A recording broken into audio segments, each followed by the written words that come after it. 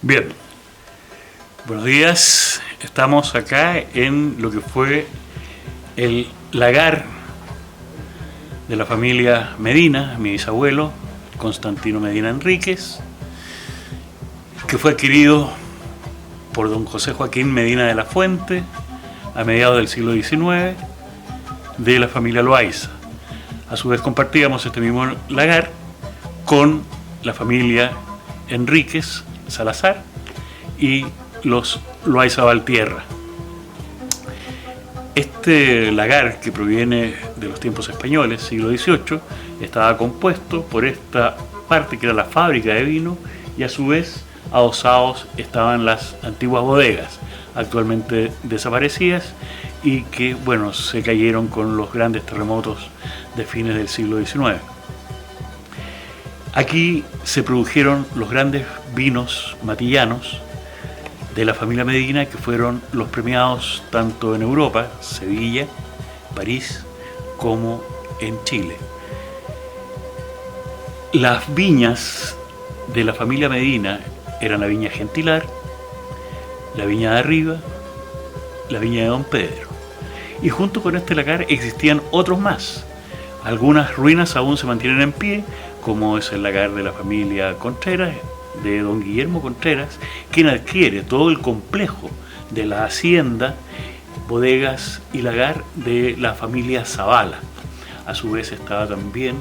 el lagar de la familia Loaiza y el antiguo y el más patrimonial, que actualmente ha desaparecido, el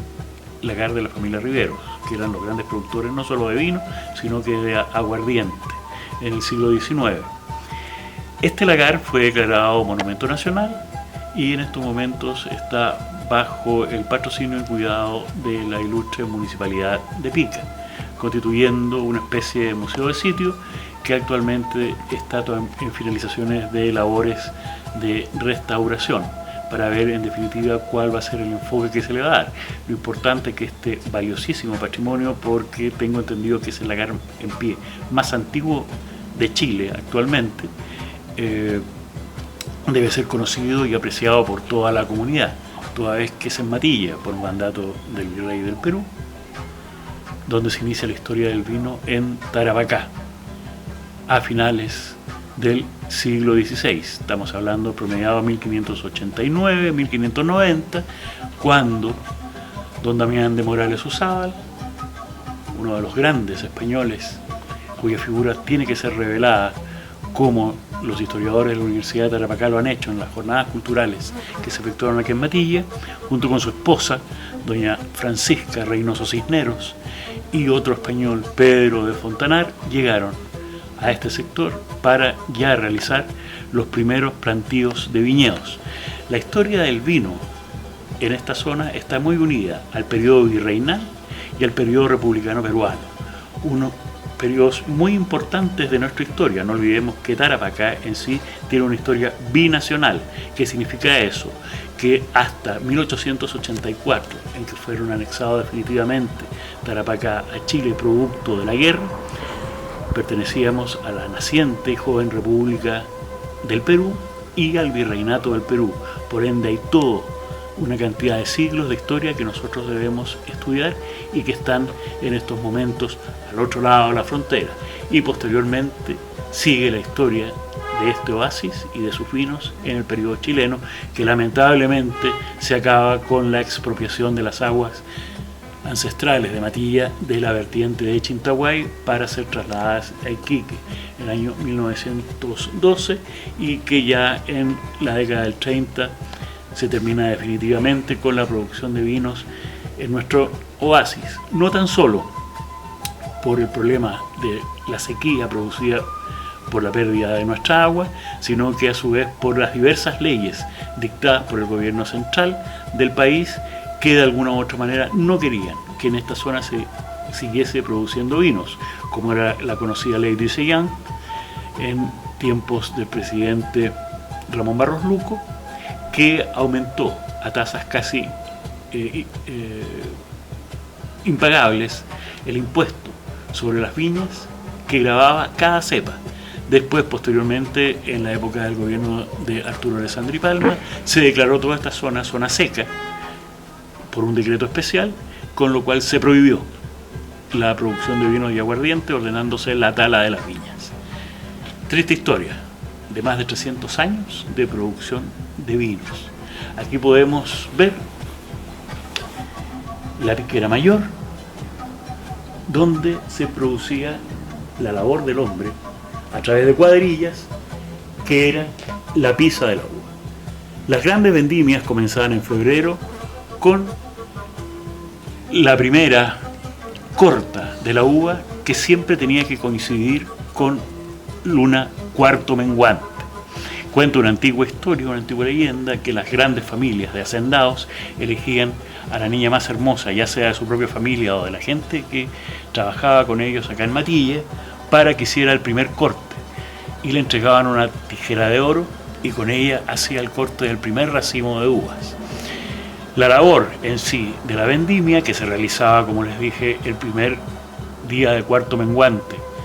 del mes de febrero, se podían extender incluso hasta el mes de junio.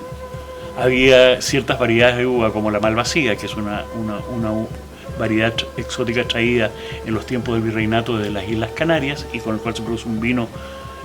dulce muy especial. Las dejaban en las parras hasta casi julio,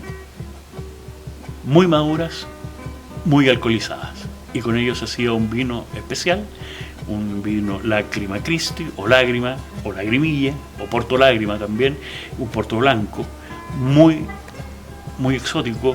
y de partidas numeradas, que por lo general eran adquiridas ya por las grandes familias de Lima, de Potosí y de Europa. La pisa de la uva se realizaba, como les decía, en este estanque, a través de cuadrillas,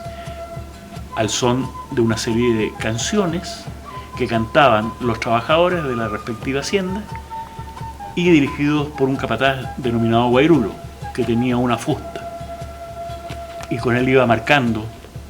la fuerza y el paso. A su vez, una vez que se realizaba esta primera pisa de uva, se recogía todo el escobajo,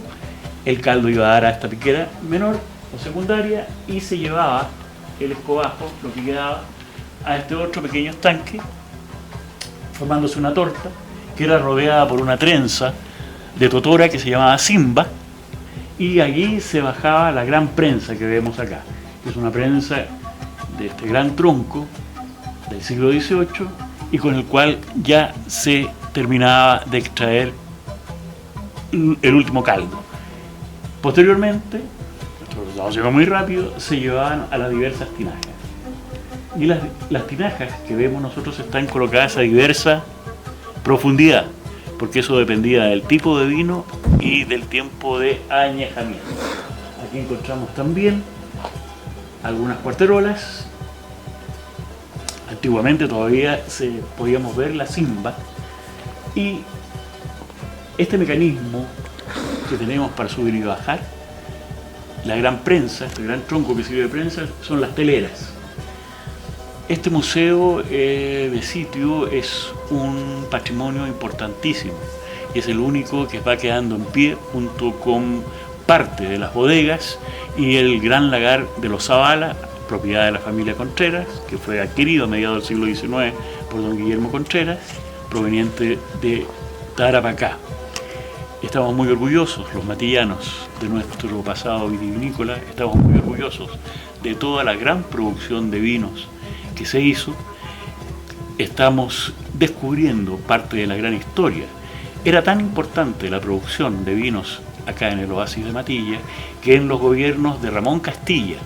y de José Rufino Echeñique, en el siglo XIX de la República Peruana, se mandaron delegaciones para ver su estudio y mejoramiento, como fue la misión que vino a Pica y a Matilla del enólogo francés Évariste d'Ornellas, que hace un gran informe al respecto, como también la visita que hubo en Matilla entre el mes de diciembre de 1852 de el sabio y profesor italiano Antonio Raimondi dell'Acqua, qué se refiere? Al buen vino producido acá en Matilla, habla de las miles de roas de vino producidas el año 1952 y de la forma en que las viñas estaban constituidas en este gran oasis. Esta es una historia que todos debemos conocer y debe constituir un legítimo orgullo no solo de los matillanos, sino de la comuna de Pica y lógicamente de la región de Tarapacá. Muchísimas gracias.